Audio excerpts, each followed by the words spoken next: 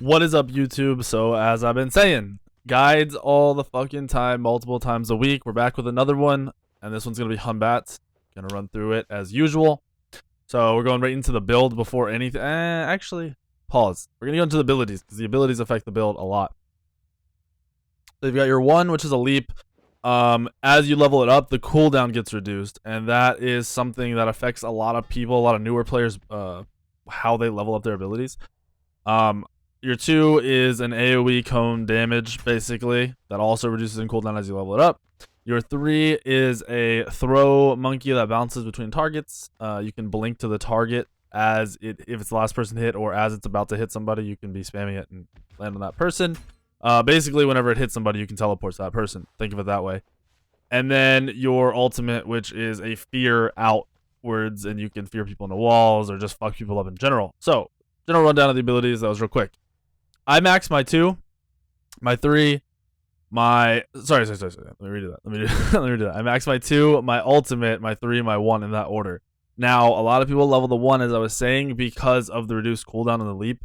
Now, I find myself only leaping either to finish a kill or to escape, and having it up 4 seconds sooner doesn't really affect me too much.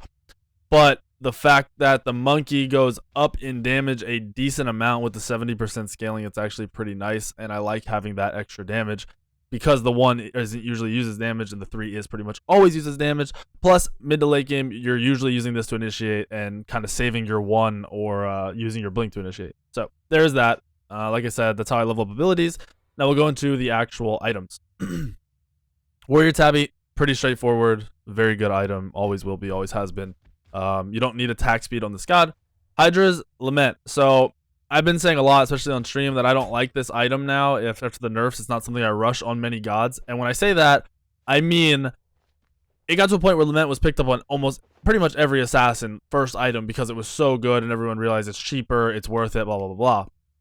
Well, now I only get it on gods that really excel with the item that it actually, the passive is good for. Now, Hun Batz, you're always using an ability, auto-attacking.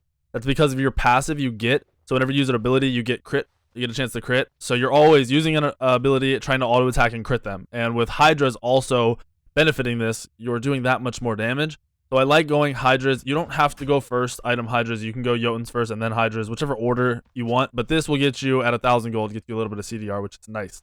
So Boots, Hydra's, Jotuns, get more CDR. I go into Deathbringer to make the passive even better. And because you're basically playing off of your passive, you don't need to stack too much crit up. So with this, you're sitting at what, with Deathbringer and passive, you're at like 50 or 55% crit, something like that, which is awesome, and that's all you really need. And then go Brawlers because you just want to shred through people. You want to do full damage, you want the penetration, it's really important. And I end with Titan's Bane, so you're able to kill anybody, tanks, mages, anyone you need to kill. With this build, you will be stacked and good to go. Very, very simple. Now, the playstyle of Hun Batz, as I was talking about in the abilities, early game, you're pretty much just trying to get off your ults, get as much damage off, and then decide whether you need to escape with the 1 or chase with the 1. You're not usually trying to just jump in straight into a team fight, ult, and then be stuck there, because if you don't manage to kill somebody, or if you mess up, or if they catch you before you get your ult off, which happens a lot, it can be a problem. So make sure you're saving the 1, especially early game, to not get caught out. Now, once you have your blink at the mid game, it's a lot different. You're able to blink, initiate, jump the fuck out right away. Pretty much with this god, as I was saying, you're looking to get in, ultimate, auto attack, use an ability, auto attack. More people tend to rush their abilities in the ultimate. If you hit a good ultimate where the person's going to be stuck in that ultimate for a bit, auto attack for like the full duration. You don't need to be right on top of that person sitting in your ult using abilities. So try to land your ult, try to auto attack them a few times, and then use your 2 auto attack, and then use your 3 to catch back up to them and auto attack them again. Then you can decide, do I want to chase them with the 1 or I want to leap out? That's pretty much the rotation of abilities on this god. The playstyle doesn't change too much throughout the game, meaning you're trying to single out one person. If you can get big, crazy team fight ults, do it. But that's not your key goal. Your key goal is to knock somebody out of the fight so you can kill someone else, or drop your ult right on top of one person and kill that one person. Early game, you're 90% of the time going to be dropping it on 1, maybe 2 people, and killing that 1 or that second person. Late game, like I said, you can try to push people out with the ult and force somebody in out of position and kill them, or you can just drop it right on a target. I like to go for the back line, try to drop it on a squishy, make them burn beads and kill them. or you can just look to blink in, drop ult as soon as they beads, leap the fuck out, wait to go back in 40 seconds when your ult's back up and kill, or whatever, 50 seconds, whatever it is, and then kill that same target. With Hun Batz, it's very important to pay attention to whose beads are down, who doesn't have actives. That is the key. If someone's stuck in a Hun Batz ult, you're gonna kill them unless you're really fucking far behind. That's how the god works. He excels in the mid to late game, not an early game god. Very straightforward, right? Well, now we will go into the gods. So, for assassins, he doesn't really... He's kind of like a Thor. Hun Batz has always been very average to pretty good. Never really fallen off completely out of meta. He's not really like the #1 pick. Like, you have to pick Hun Batz. But he can compete with just about everybody. I'd say a Relics is someone you want to watch out for because you do only have one real movement ability, which is your leap. Granted, you can teleport off of your 3, which is awesome. But your main movement ability is your 1. So if a Relics catches you with no beads and you 1, you're pretty much fucked. I also try to avoid the gods that can very easily waste a Hun Batz ult. So you're looking at the gods with immunity. Thor can actually be a pretty rough matchup if the Thor is smart and not wasting his ult. If you try to engage on a Thor and he has ult, it's very easy to tell when a Hun Batz ult is coming in, and you kind of have a split second to react before the Hun Batz ult actually fears you. So Thor can pop his ult and immune out of it. Thanatos, the same thing. Ratatasker, same exact thing. Fenrir, it's a little bit less likely to happen because usually Fenrirs use their ult aggressively. Camazotz, same thing. Not as likely for Ninja or Mercury. So pretty much watch out for the immunity ults and just try to make sure you can kill that one person and they're going to get locked out. A lot of the gods with leaps can have their leap ready to go and can leap out of Hun Batz ult too. So really, you just have to try to react. One thing I like to do is wait for a god or a person on the other team to use an ability. If they're stuck in an auto attack animation, or if they've just used an ability or they're using an ability, they're not going to be able to use their other ability to get out of the ult. They're not going to be able to leap. They're not going to be able to use their ult immune ability. And that's a good way to catch somebody out. It's really something good to look for that a lot of lower players don't recognize. So we've gone over the assassins. Warriors are going to be a little bit less of your priority. You're not going to farm kill warriors all day. Granted, Vamana, you can stop his dash, which is awesome. Bellona's going to be hard to kill. Chalk could be hard to kill because the immunity ults. Amma, same way.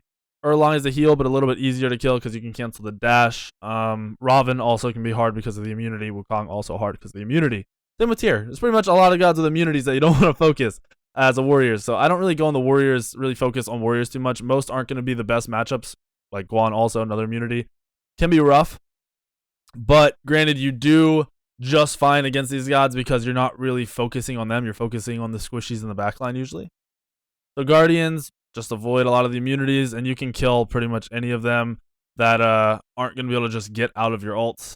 You might want to watch out for Ares because Ares can be kind of rough. Might want to watch out for Geb because the Geb shield can be kind of annoying if you're trying to kill a target and they get Geb shielded from around the corner. Can be really, really rough. But gods like Sylvanas, fairly easy to kill. Ymir, easy to kill. Bacchus, once they leap in, easy to kill. Athena, once they dash in, easy to kill. Those gods are not too hard for you. So I would avoid Geb and Fafnir as a Hun Batz, sometimes Ares, because Ares can stop your mobility, which sucks. Mages, all the mages are easy for you to kill except for the ones with insta-dashes. So Raijin, going to be hard because he can dash out of your ult fairly easily. Ao Kuang, fairly easily going to get out of your ult.